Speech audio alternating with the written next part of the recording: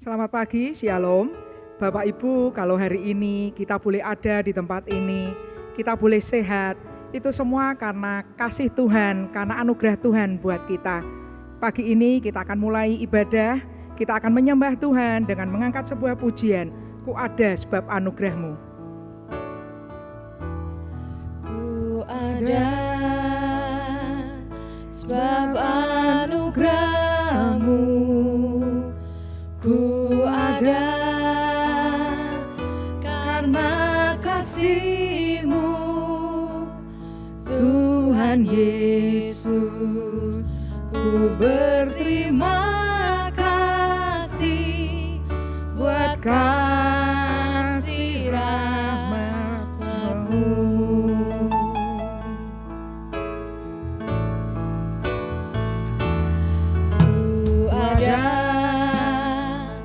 Sebab anugerah-Mu, ku ada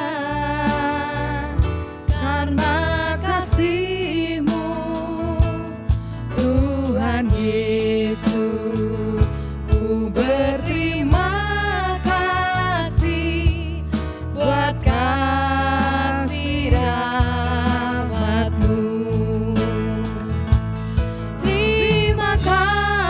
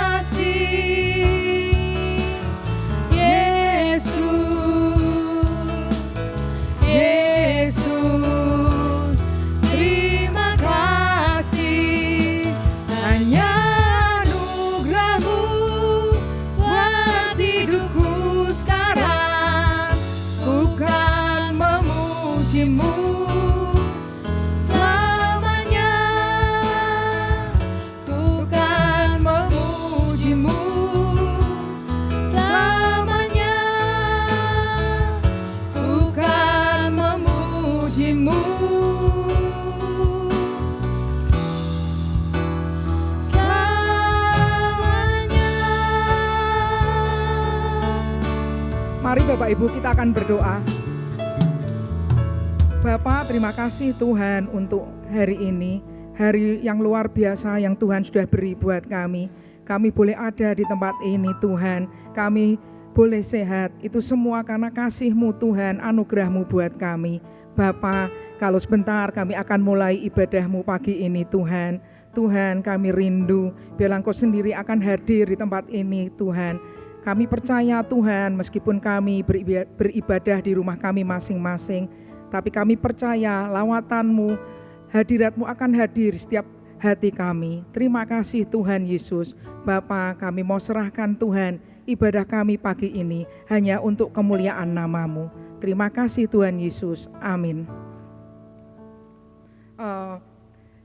Natal di tengah pandemi seperti sekarang ini terasa berbeda dari Natal-Natal tahun sebelumnya. Tahun ini kita akan merayakan Natal secara sederhana, tapi biarlah itu tidak mengurangi sukacita kita, semangat kita untuk menyambut Sang Raja, Sang Juru Selamat dalam hidup kita. Kita akan menyambut Natal yang akan segera tiba dengan mengangkat sebuah pujian. Mari kita sambut Sang Raja.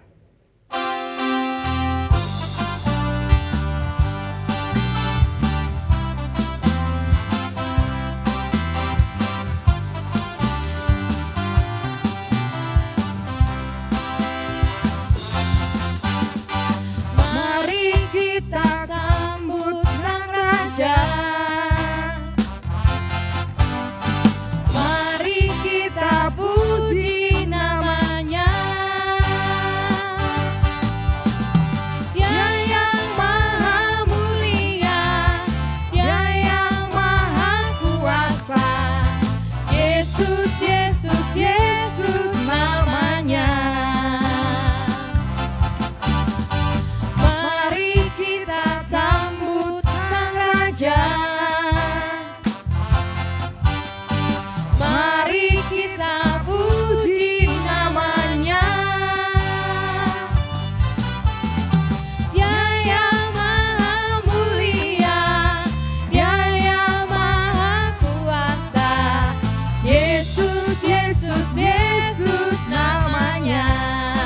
Puji Hosana.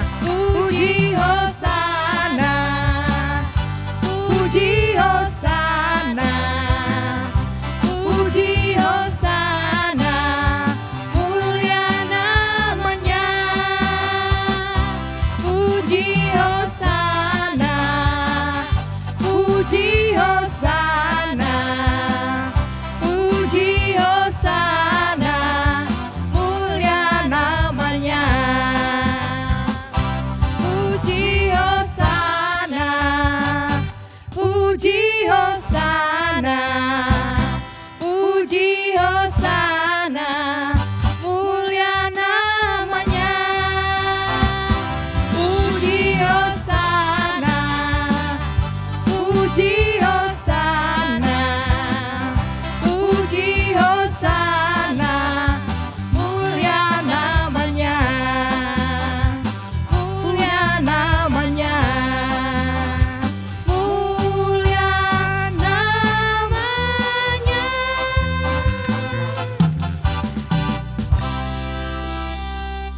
Bapak Ibu, tidak terasa kita sudah di bulan Desember, bulan terakhir di tahun 2020 ini. Selama ini kita pasti sudah melewati banyak hal. Ada sukacita, ada air mata. Tapi apapun yang kita alami, itu semua pasti seizin Tuhan. Tuhan tidak pernah membiarkan kita sendiri. Tuhan akan selalu ada buat kita.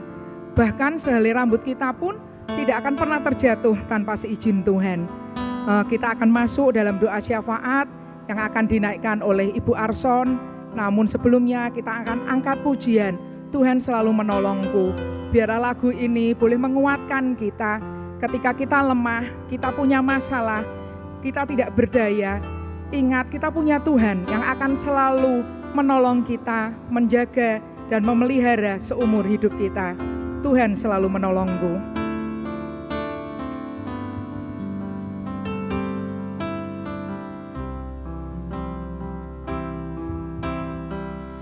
Musim akan selalu berganti, kasih Tuhan tetap abadi,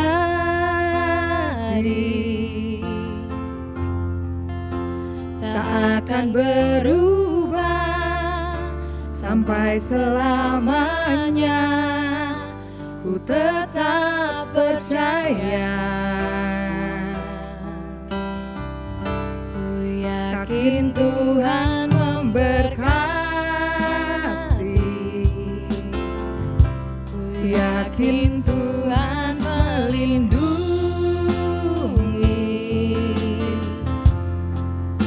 Burung di udara Tuhan pelihara, karena kasih-Nya. Tuhan selalu menolongku. Tuhan selalu menolongku, selalu menjagaku. Sehelai di rambutku tak akan terjatuh tanpa seizin-Mu. Tuhan selalu menolongku, selalu menjagaku. Dia mengenyangkanku dan peliharaku seumur hidupku. Yakin Tuhan memberkati, ku yakin Tuhan melindungi.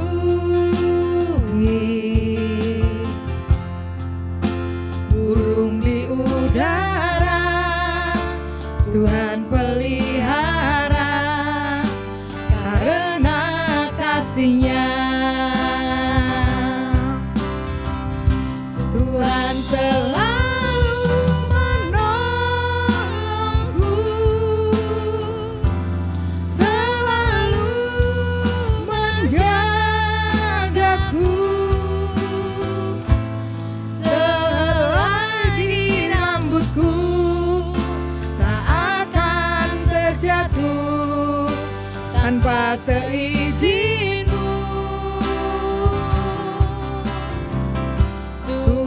selalu menolongku, selalu menjagaku. Dia mengenyangkanku dan peliharaku seumur hidupku. Dia mengenyangkanku dan peliharaku seumur hidupku. Dia mengenyangkanku dan peliharaku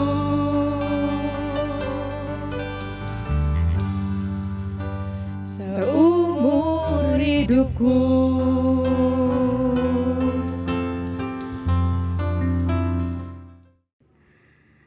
Bapak, Ibu, dan saudara yang dikasihi Tuhan, mari kita satukan hati, kita datang kepada Tuhan untuk menaikkan segala ucapan syukur kita, segala pergumulan kita kepada Tuhan. Mari kita berdoa. Terima kasih Tuhan, syukur kami naikkan kepadamu, Allah sumber kehidupan kami. Kami ucap syukur buat pagi hari ini Tuhan, jika kami boleh kembali menikmati kesempatan daripada Engkau. Biarlah kesempatan yang Tuhan beri pada pagi hari ini, kami boleh mempergunakan dengan sebaik-baiknya. Kami boleh hidup selalu untuk berkenan kepadamu. Tuhan, kami bersyukur atas segala kebaikan-Mu. Jika pagi hari ini kami masih diberikan kesempatan untuk memuji dan memuliakan nama-Mu. Sekalipun kami masih ibadah online Tuhan, biarlah tidak mengurangi rasa sukacita kami, rasa semangat kami untuk memuji dan memuliakan nama-Mu. Biarlah Engkau hadir di setiap rumah tangga yang mengikuti ibadah pagi hari ini ya Tuhan. Tuhan, kami mau mohon ampun atas dosa dan kesalahan kami, sehingga kami boleh layak untuk datang kepadamu, untuk menaikkan segala ucapan syukur kami, segala pergumulan kami kepadamu ya Tuhan. Terima kasih Tuhan, terima kasih. Pagi hari ini kami berdoa untuk anak-anak-Mu yang terlibat dalam pelayanan ya Tuhan, biarlah Engkau akan memberkati mereka. Apapun yang mereka kerjakan semuanya pagi hari ini, kiranya Tuhan yang akan menolong, Tuhan akan memberkati anak-anak-Mu. Terkhusus kami juga berdoa untuk hamba-Mu Bapak Pendeta Sadar Menlase yang akan memberitakan firman Tuhan pada pagi hari ini. Kiranya hikmat Tuhan memberkati, menyertai hamba-Mu. Terima kasih Tuhan, kami berdoa untuk setiap pelayanan kedua hamba-Mu, Bapak Arson sekeluarga, Bapak Ibu Niko, biarlah Tuhan memberkati. Tuhan pakai hamba-Mu semakin hari semakin luar biasa. Berkati dengan segala kelebihan dan kekurangannya ya Tuhan. Terima kasih ya Bapa. Kami berdoa untuk anak-anak-Mu yang saat ini dalam keadaan sakit ya Tuhan, seperti Mama Erni, Ibu Suwarse, Ibu Eli yang di Jogja, Bapak Sulkan, mungkin masih ada anak-anak-Mu yang sakit yang lain ya Tuhan yang tidak bisa kami sebut satu persatu. Biarlah tangan-Mu yang sempurna akan memberkati anak-anak-Mu, akan menjamah anak-anak-Mu yang sakit. Engkau akan memberikan yang terbaik bagi anak-anak-Mu. Biarlah sukacita selalu ada dalam hatinya, hidupnya selalu dipenuhi dengan rasa syukur ya Tuhan.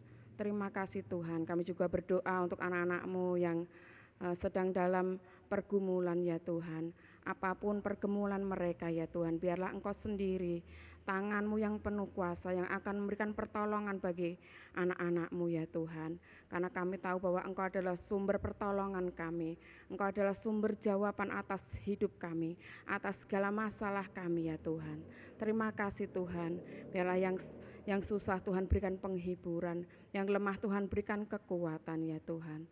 Terima kasih ya Tuhan, terima kasih. Kami berdoa untuk bangsa negara kami ya Tuhan, dengan segala problema yang ada di bangsa kami ya Tuhan. Tuhan, kami tahu bahwa Engkau memberikan yang terbaik bagi bangsa kami ya Tuhan. Berkatilah bangsa kami ya Tuhan. Berkatilah para pemimpin bangsa kami ya Tuhan. Terkhusus untuk Bapak Presiden, Wakil Presiden dan para menteri serta yang bekerja yang sejajar dengan menteri dan semua yang bekerja untuk bangsa kami ya Tuhan. Berkati mereka Tuhan, supaya mereka hidup takut akan Tuhan, supaya mereka bekerja untuk kemakmuran bangsa kami ya Tuhan, untuk kesejahteraan bangsa Indonesia ya Tuhan. Berkati Tuhan para dokter yang saat ini membantu untuk menyelesaikan masalah yang ada di bangsa kami ya Tuhan, yaitu COVID-19 yang masih ada di bangsa kami ya Tuhan. Berkati mereka Tuhan, sertai mereka, jagai mereka ya Tuhan. Terima kasih Tuhan, berikan kami rakyat Indonesia untuk lebih taat lagi akan protokol-protokol yang dicanangkan oleh pemerintah ya Tuhan, sehingga COVID-19 segera berlalu pada bangsa kami ya Tuhan. Terima kasih ya Tuhan. Kami menyerahkan segala ucapan syukur kami, doa-doa kami yang kurang sempurna hanya di dalam nama-Mu ya Tuhan, yang akan menyempurnakan surga. Dikuduskanlah nama-Mu, datanglah kerajaan-Mu, jadilah kehendak-Mu di bumi seperti di surga.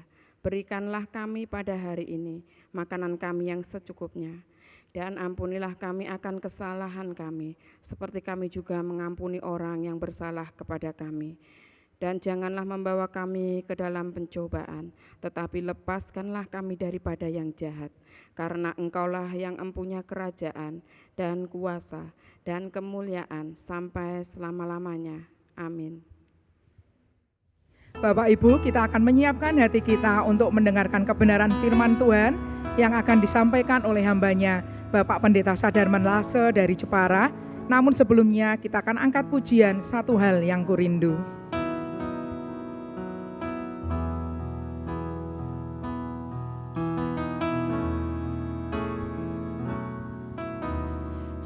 Satu hal yang kurindu, berdiam di dalam rumah-Mu. Satu hal yang kupinta, menikmati bait-Mu Tuhan.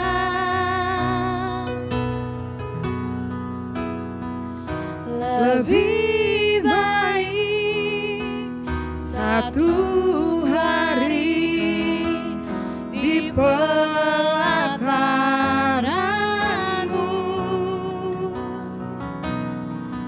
daripada 1000 hari di tempat lain.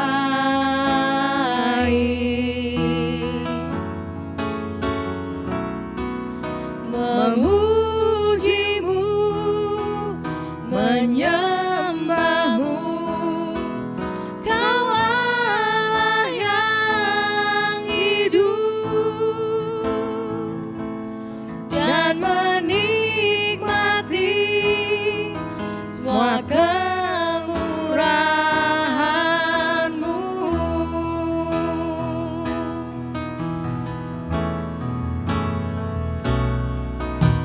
Satu hal yang kurindu,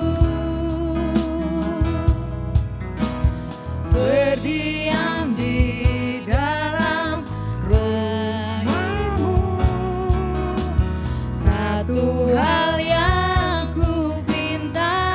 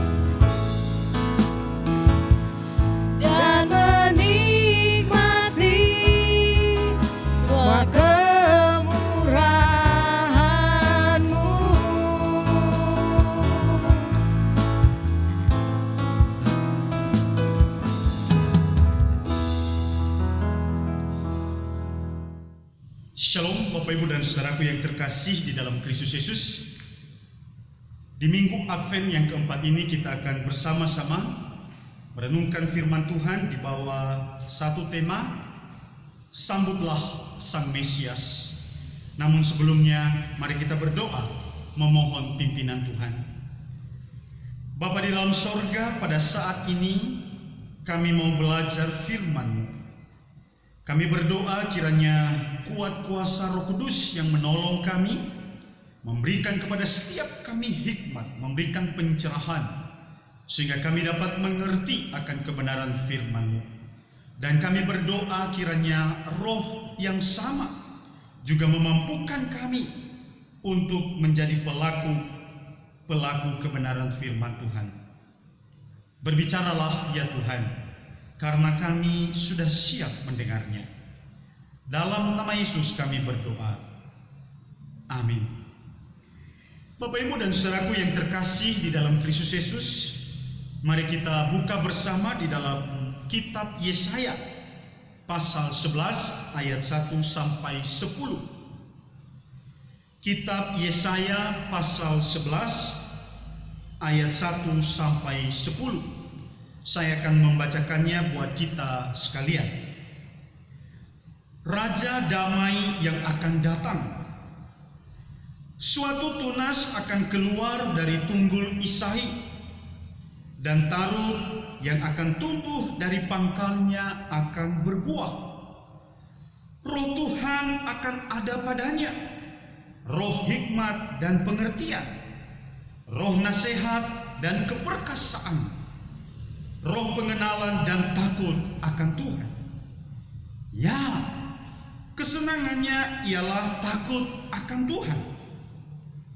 Ia tidak akan menghakimi dengan sekilas pandang saja, atau menjatuhkan keputusan menurut kata orang, tetapi ia akan menghakimi orang-orang lemah dengan keadilan, dan akan menjatuhkan keputusan terhadap orang-orang yang tertindas di negeri dengan kejujuran. Ia akan menghajar bumi dengan perkataannya seperti dengan tongkat, dan dengan nafas mulutnya ia akan membunuh orang fasik. Ia tidak akan menyimpang dari kebenaran dan kesetiaan. Seperti ikat pinggang tetap terikat pada pinggang. Serigala akan tinggal bersama domba, dan macan tutul akan berbaring di samping kambing. Anak lembu dan anak singa akan makan rumput bersama-sama, dan seorang anak kecil akan menggiringnya. Lembu dan beruang akan sama-sama makan rumput, dan anaknya akan sama-sama berbaring. Sedang singa akan makan jerami seperti lembu.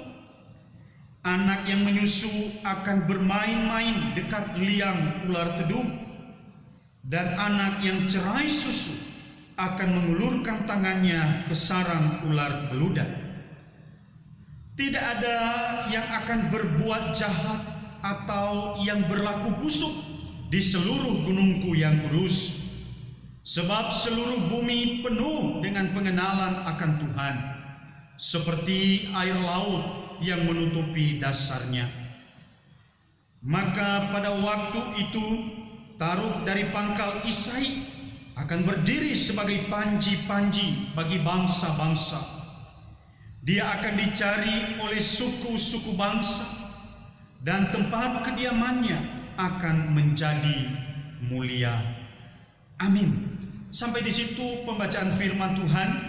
Berbahagia setiap kita yang membaca, merenungkan, menyimpan firman Tuhan dalam hati, dan terlebih berbahagia kita yang sungguh-sungguh melakukannya di dalam kehidupan kita hari lepas hari.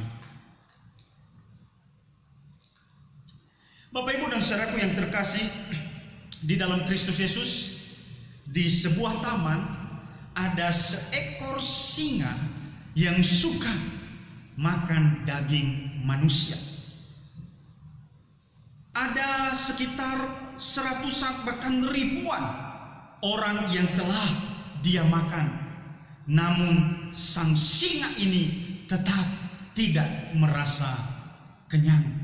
Bahkan semua orang yang ada di dalam taman itu telah dimakannya habis.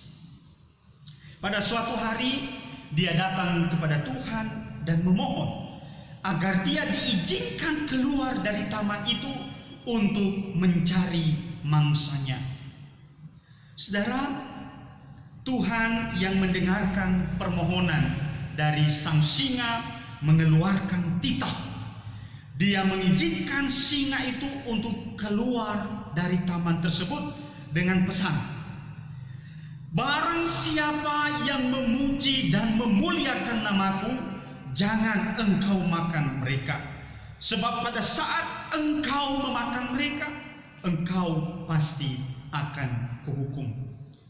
Sang singa sangat senang mendengar hal itu, dan setelah dia mendengar titah Tuhan yang mengizinkan dia keluar dari taman itu, dia pun segera keluar dan berkeliling kampung untuk mencari mangsanya.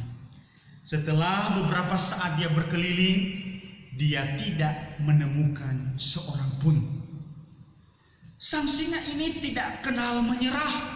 Dia terus berjuang, dia terus berkeliling untuk mencari mangsanya.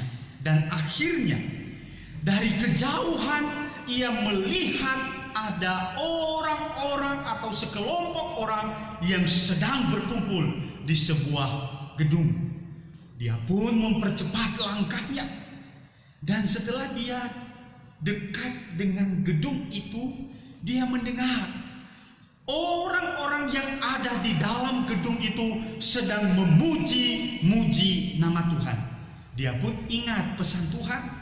Tuhan berpesan, barang siapa memuji dan memuliakan namaku, jangan engkau makan mereka. Karena pada saat engkau memakan mereka, engkau pasti akan kuhukum. Dia pun tidak berani memakan orang-orang itu. Namun sang singa ini tidak kehabisan akal. Dia masih terus berdiam di situ, lalu memperhatikan orang-orang yang sedang memuji-muji Tuhan. Dan setelah beberapa saat dia memperhatikan mereka, akhirnya dia menemukan akal. Dia memakan semua orang-orang yang ada di dalam gedung itu, dan dia tinggal meninggalkan bibir mereka. Saudara, Tuhan yang mengetahui hal itu marah, lalu dia berkata kepada sang singa, mengapa engkau memakan orang-orang yang sedang memuji-muji namaku? Kemudian dengan tenang sang singa menjawab, ampuni aku Tuhan, aku memakan orang-orang itu karena mereka memuji-muji engkau hanya di bibir mereka saja. Dan lihatlah, aku tidak memakan bibir mereka. Saudara-saudaraku yang terkasih di dalam Kristus Yesus, dari kisah ini kita bisa belajar bahwa sesungguhnya ada begitu banyak orang yang memuji, menyembah, memuliakan Tuhan dengan bibirnya, dengan mulutnya, tetapi hati dan kehidupan mereka jauh daripada Tuhan. Di satu sisi mereka memuji, menyembah Tuhan, namun di sisi lain mereka juga terus-menerus melakukan yang jahat di mata Tuhan. Mereka terus-menerus melakukan ketidakbenaran, mereka terus-menerus melakukan ketidakadilan, mereka terus-menerus melakukan yang tidak sesuai dengan kehendak Tuhan. Mereka membelakangi Tuhan, mereka hidup di dalam pemberontakan kepada Tuhan. Saudara, sesungguhnya itulah yang juga terjadi di dalam kehidupan umat Israel pada zaman Nabi Yesaya. Jadi pada saat Nabi Yesaya diutus di tengah-tengah umat Israel, sesungguhnya mereka juga melakukan apa yang tidak sesuai dengan kehendak Allah. Jadi di satu sisi mereka melakukan kegiatan-kegiatan keagamaan mereka. Mereka juga merayakan hari-hari raya mereka dengan semarak. Mereka mempersembahkan korban-korban persembahan mereka kepada Tuhan. Bahkan di pasal-pasal awal dari kitab Nabi Yesaya, di situ dikatakan bahwa mereka mempersembahkan korban persembahan dari binatang yang tambun. Namun di sisi lain mereka juga terus-menerus melakukan apa yang jahat di mata Tuhan. Di situ dijelaskan di pasal-pasal awal bahwa mereka melakukan ketidakbenaran, mereka melakukan ketidakadilan, bahkan yang miskin, yang lemah, yang tidak berdaya diinjak-injak. Dan itulah yang terjadi pada waktu itu. Saudara, ketika umat ini melakukan kegiatan keagamaan mereka, ketika mereka merayakan hari-hari raya mereka dengan semarak, ketika mereka mempersembahkan korban persembahan mereka kepada Tuhan, firman Tuhan berkata, Tuhan jemu melihat semuanya itu. Tuhan tidak suka, Tuhan jijik melihat semuanya itu. Kenapa? Karena mereka juga terus-menerus melakukan yang jahat di mata Tuhan. Jadi saudara, itulah kehidupan umat Allah pada zaman Nabi Yesaya. Sebenarnya umat ini sudah layak untuk dihukum oleh Tuhan, tetapi Tuhan tidak menghukum mereka pada saat itu. Tuhan masih menunjukkan belas kasih-Nya. Tuhan masih mau memberi kesempatan kepada mereka untuk bertobat dan kembali kepada Allah, kembali ke jalan yang benar. Nabi Yesaya diutus di tengah-tengah umat Israel. Untuk apa Bapak Ibu Saudara? Untuk menegur mereka atas segala dosa-dosa mereka di hadapan Tuhan. Dan Nabi Yesaya juga mengingatkan mereka untuk kembali kepada Allah, kembali ke jalan yang benar, berbalik meninggalkan dosa dan kembali kepada Allah yang benar. Dan bukan hanya itu saja, di dalam pelayanannya Nabi Yesaya juga sudah menyampaikan kepada mereka apa dampak kalau mereka tidak hidup di dalam pertobatan yang sungguh di hadapan Tuhan. Jadi saudara-saudaraku yang terkasih, Nabi Yesaya diutus di tengah-tengah umat Israel sebagai bukti kasih Allah. Allah masih mau memberikan kesempatan kepada mereka untuk bertobat dan kembali kepada Allah. Allah mengutus nabinya, Allah mengutus Yesaya untuk menegur, mengingatkan mereka. Saudara, di dalam bagian firman Tuhan yang kita baca dalam Yesaya pasal 11 ayat 1 sampai 10, sebenarnya bagian ini juga merupakan sebuah nubuatan tentang kedatangan Sang Mesias. Nubuatan tentang kedatangan Sang Mesias merupakan sebuah berita sukacita, merupakan sebuah berita pengharapan bagi umat Israel pada waktu itu dan juga bagi seluruh umat manusia. Mungkin kita bertanya, loh mengapa nubuatan tentang kelahiran atau kehadiran Sang Mesias merupakan kabar sukacita, berita pengharapan bagi umat Israel pada waktu itu? Saudara,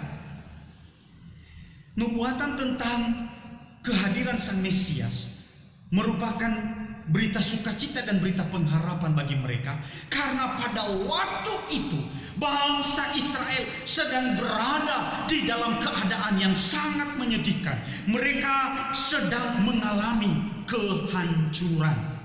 Pada waktu itu Israel Utara sudah hancur dan Israel Selatan sedang menuju kepada kehancuran. Namun Tuhan di dalam kasih sayangnya yang besar, Dia masih memberitakan kepada mereka berita penghiburan melalui Nabi Yesaya. Tuhan menjanjikan kedatangan Sang Mesias yang akan menyelamatkan umatnya. Jadi ini adalah berita sukacita bagi umat Israel yang pada waktu itu sedang mengalami kehancuran. Saudara-saudaraku yang terkasih di dalam Kristus Yesus, Nabi Yesaya menggambarkan kehadiran Sang Mesias itu seperti tunas yang keluar dari tunggul Isai. Di situ tadi dikatakan di ayat yang pertama, suatu tunas akan keluar dari tunggul Isai dan taruk yang akan tumbuh dari pangkalnya akan berbuah. Jadi di ayat 1 ini Nabi Yesaya menggambarkan kehadiran Sang Mesias itu seperti tunas yang keluar dari tunggul Isai. Bapak Ibu dan Saudara yang terkasih dalam Kristus Yesus, tunggul adalah pangkal pohon yang masih tertanam di dalam tanah setelah ditebang. Tetapi dari tunggul ini, jadi tunggul yang kelihatannya sudah tidak ada lagi kehidupan, tunggul yang sedang berproses menuju kehancuran, namun di situ tumbuhlah tunas. Jadi ini gambaran tentang kehadiran Sang Mesias. Di tengah-tengah hancurnya dinasti Daud bin Isai, Tuhan memberikan kepada mereka kabar sukacita, berita pengharapan. Tuhan menjanjikan kehadiran Sang Mesias dari keturunan Daud. Saudara-saudara yang terkasih dalam Kristus Yesus, di dalam ayat selanjutnya Yesaya juga menyampaikan bahwa Sang Tunas yang akan datang itu, dia adalah seorang yang diurapi. Roh Tuhan akan ada padanya. Di dalam dia ada hikmat dan pengertian. Di dalam dia ada nasihat dan keperkasaan. Di dalam dia ada pengenalan dan takut akan Tuhan. Itulah Sang Mesias, itulah Sang Tunas yang akan muncul dari tunggul Isai, dari keturunan Daud. Jadi dia seorang yang diurapi, Roh Tuhan ada padanya. Di dalam dia ada hikmat dan pengertian. Di dalam dia ada nasihat dan keperkasaan. Di dalam dia ada pengenalan dan takut akan Tuhan. Saudara, karena dia seorang yang diurapi, maka ia pun memerintah dengan penuh hikmat dan bijaksana. Karena dia memiliki pengenalan dan takut akan Tuhan, maka ia pun memerintah dengan kebenaran dan keadilan. Dia tidak menyimpang dari kebenaran dan kesetiaan. Bahkan tadi dalam teks yang kita baca di situ dikatakan, kebenaran dan kesetiaan itu seperti ikat pinggang yang tetap terikat pada pinggang. Jadi artinya apa? Bahwa kebenaran dan kesetiaan itu tetap melekat pada dirinya. Inilah Sang Mesias itu. Jadi ketika Sang Mesias itu datang, dia memerintah dengan hikmat dan bijaksana, dia memerintah dengan benar dan adil, dia juga tidak pernah menyimpang daripada kebenaran dan kesetiaan. Inilah yang akan dilakukan oleh Sang Mesias. Dan di dalam bagian firman Tuhan yang kita baca, di dalam Yesaya pasal 11 ayat 1 sampai 10, di situ juga Nabi Yesaya sudah menyampaikan apa yang menjadi dampak dari pemerintahan Sang Mesias yang memerintah dengan benar, adil dan penuh kesetiaan itu. Apa dampaknya? Di situ dikatakan dampak dari pemerintahan Sang Mesias itu adalah kehidupan yang penuh dengan damai sejahtera. Wah, ini hal yang sangat dirindukan oleh umat Allah pada waktu itu. Kenapa, saudara? Karena memang pada waktu itu mereka tidak merasakan damai sejahtera. Kenapa? Karena adanya ketidakbenaran dan ketidakadilan. Oh, praktek-praktek ketidakbenaran dan ketidakadilan itu ada di dalam kehidupan umat Allah pada waktu itu. Seperti yang sudah saya singgung di awal tadi. Pada waktu itu mereka yang memiliki kekayaan dan kekuasaan, mereka menginjak-injak yang lemah, yang miskin, yang tidak berdaya. Bukannya ditolong, tetapi malah semakin diperas, semakin diinjak-injak. Itu yang terjadi. Sehingga apa? Tidak ada yang namanya damai sejahtera. Tapi ketika Sang Mesias, Sang Tunas dari tunggul Isai itu datang, dia memerintah dengan kebenaran, keadilan dan kesetiaan, maka kehidupan yang penuh dengan damai sejahtera itu akan mewujud nyata dan bisa dirasakan oleh umatnya. Makanya ini yang saya katakan tadi, bahwa dampak dari pemerintahan Sang Mesias yang menghadirkan kehidupan yang penuh dengan damai sejahtera ini sangat dirindukan dan didambakan oleh umat Allah pada waktu itu.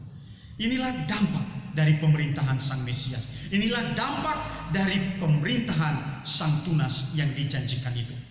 Kehidupan yang penuh dengan damai sejahtera. Bahkan di dalam bagian ini, Yesaya memberikan penggambaran-penggambaran bagaimana kehidupan yang penuh dengan damai sejahtera itu. Di ayat yang ke-6 dan ayat yang ke-7a di situ dikatakan, serigala akan tinggal bersama domba dan macan tutul akan berbaring di samping kambing.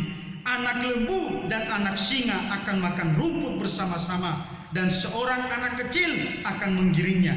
Lembu dan beruang akan sama-sama makan rumput dan anaknya akan sama-sama berbaring. Bapak, Ibu dan saudara yang terkasih dalam Kristus Yesus, biasanya serigala itu memangsa domba. Demikian juga dengan macan tutul. Macan tutul biasa memangsa kambing. Singa pun demikian, singa memangsa lembu dan seterusnya. Tetapi di dalam bagian ini dikatakan serigala akan tinggal bersama domba, macan tutul akan berbaring di samping kambing, dan anak lembu dan juga anak singa akan makan rumput bersama-sama. Jadi ini sebenarnya mau menyatakan apa Bapak Ibu Saudara? Jadi di dalam keadaan damai itu semua bisa tinggal berdampingan. Tidak ada lagi saling memangsa satu dengan yang lain. Tidak ada lagi saling menggigit satu dengan yang lain. Tidak ada lagi saling menindas satu dengan yang lain. Tidak ada lagi saling menerkam satu dengan yang lain. Jadi semuanya akan tinggal berdampingan satu dengan yang lain. Jadi di dalam keadaan damai semua orang akan bisa berdampingan satu dengan yang lain. Jadi di ayat 6 dan ayat yang ke-7 bagian A itu sebenarnya hanya sebuah penggambaran saja.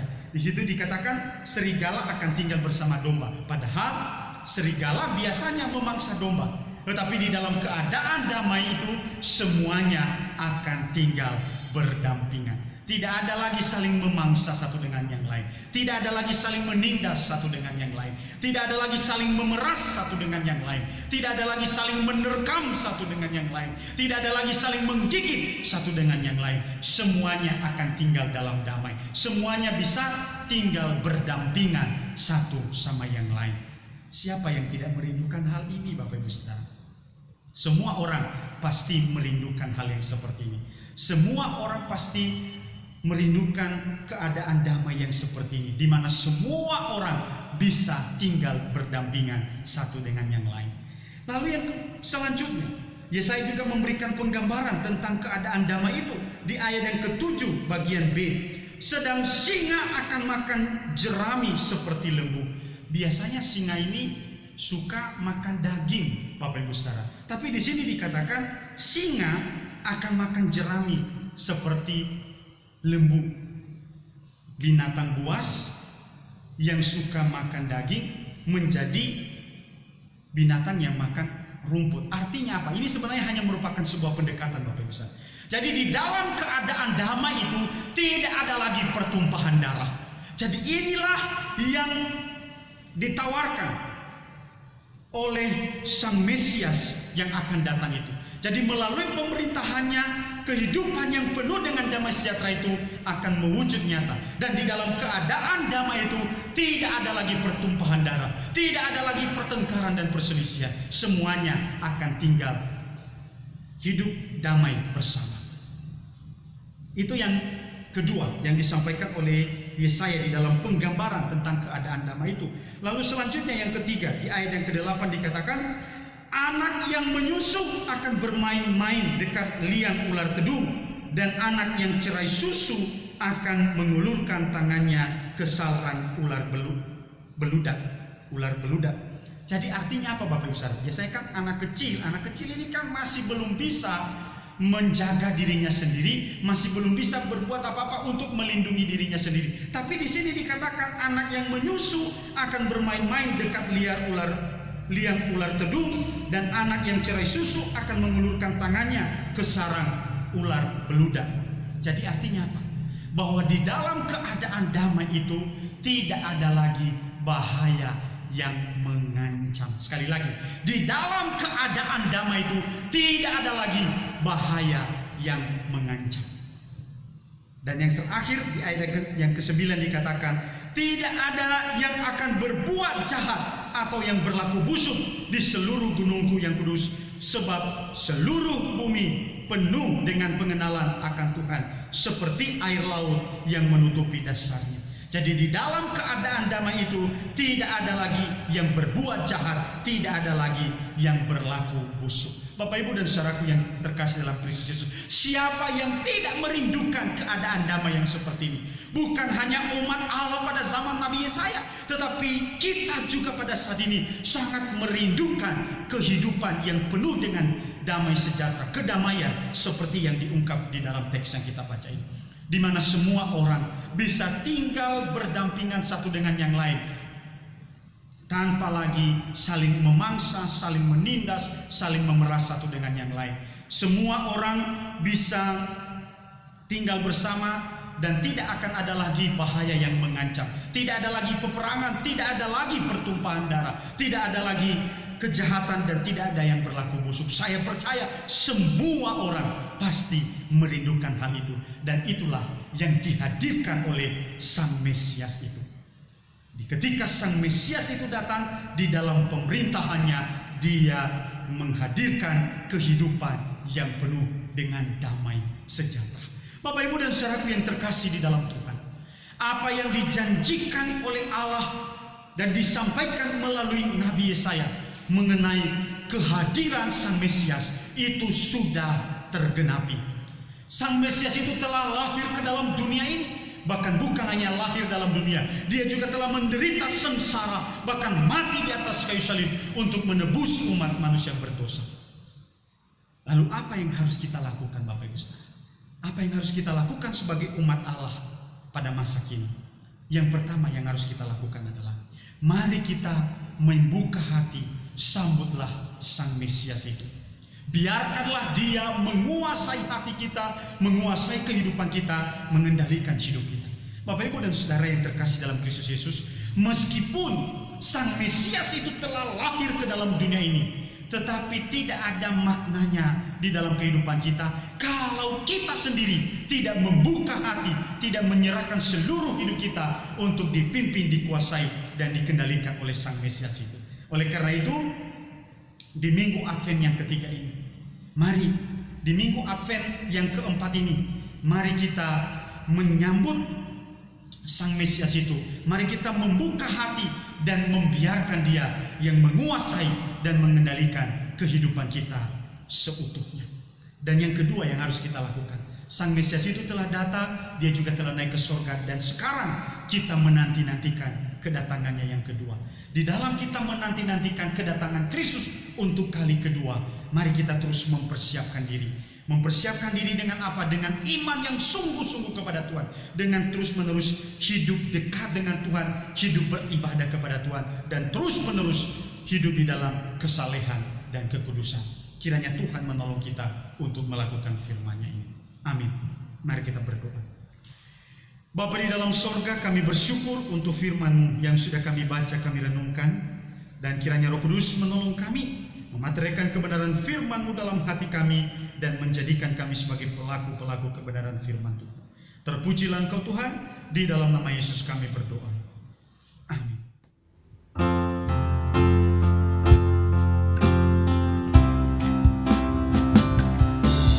Lebih baik satu hari di pelataranmu daripada 1000 hari di tempat lain.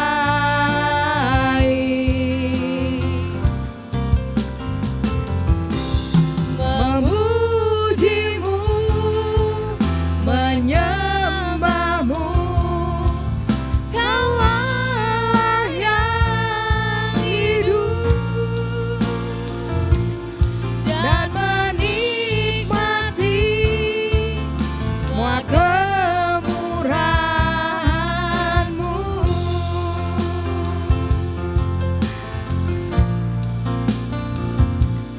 Dan menikmati semua kemurahan-Mu.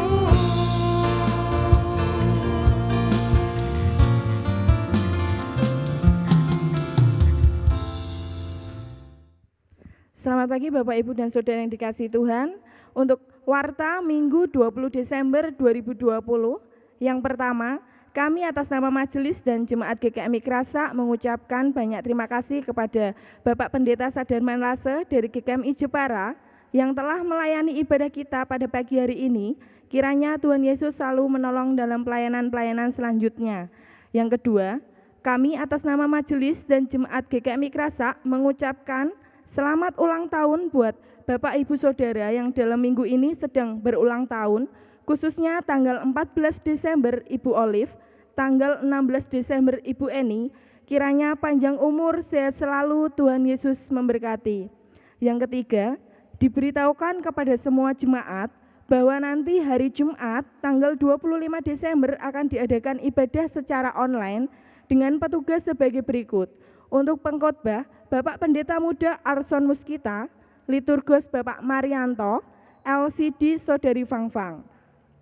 Yang keempat, kami atas nama Majelis dan Jemaat GKMI Krasa mengucapkan terima kasih banyak kepada Bapak Ibu Saudara semua yang dalam pagi ini sudah memberikan persembahan.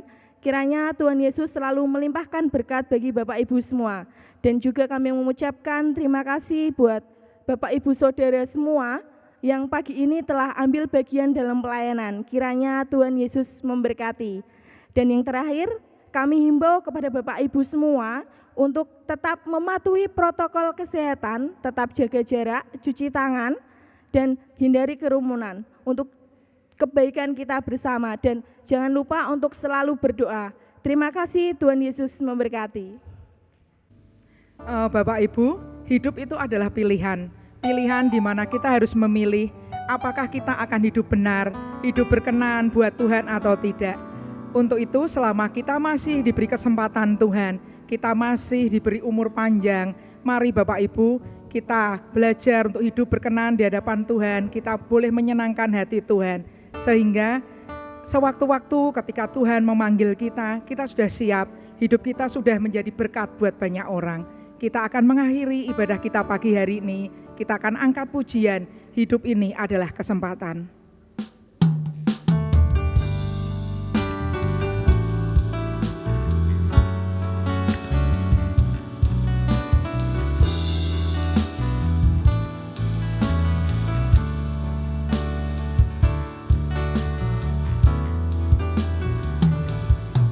Hidup ini adalah kesempatan. Hidup ini untuk melayani Tuhan. Jangan sia-siakan apa yang Tuhan beri. Hidup ini harus jadi berkat. Oh Tuhan, pakailah hidupku selagi aku masih kuat. Bila saatnya nanti ku tak berdaya lagi, hidup ini sudah jadi berkat.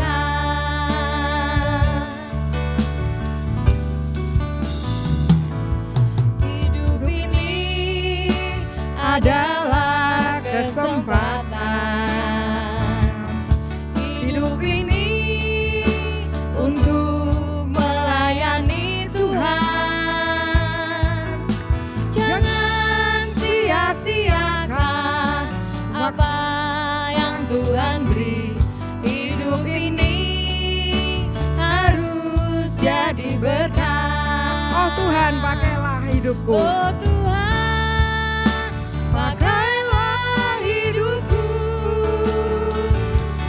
selagi aku masih kuat. Bila saatnya nanti ku tak berdaya lagi, hidup ini sudah jadi berkat. Bila saatnya nanti ku tak berdaya lagi, hidup ini sudah jadi berkat. Bila saatnya nanti ku tak berdaya lagi, hidup ini sudah jadi berkat.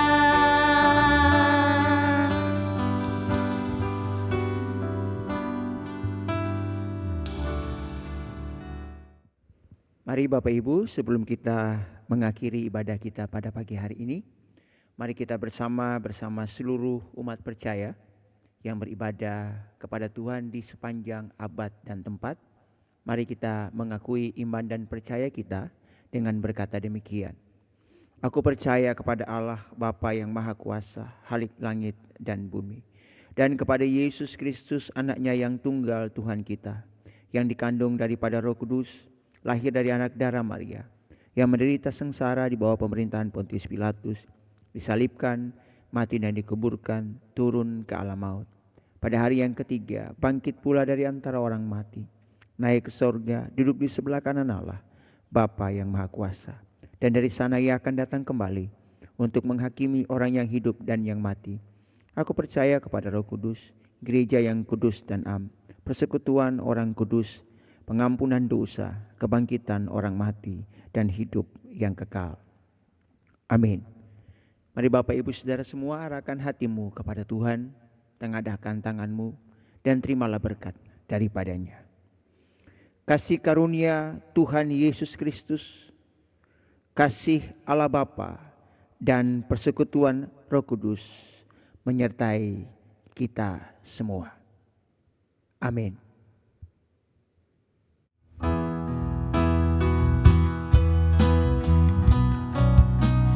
Kiranya Tuhan memberkati aku berlimpah-limpah dan memperluas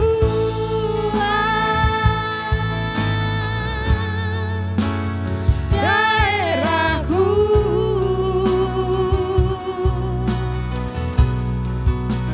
dan kiranya tanganmu menyertai aku dan melindungi aku daripada malapetaka, sehingga kesakitan tidak menimpa aku.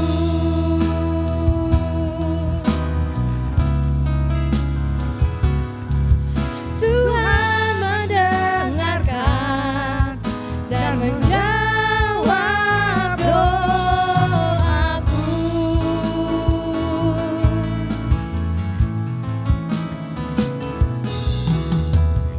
Selamat hari Minggu, Tuhan Yesus memberkati.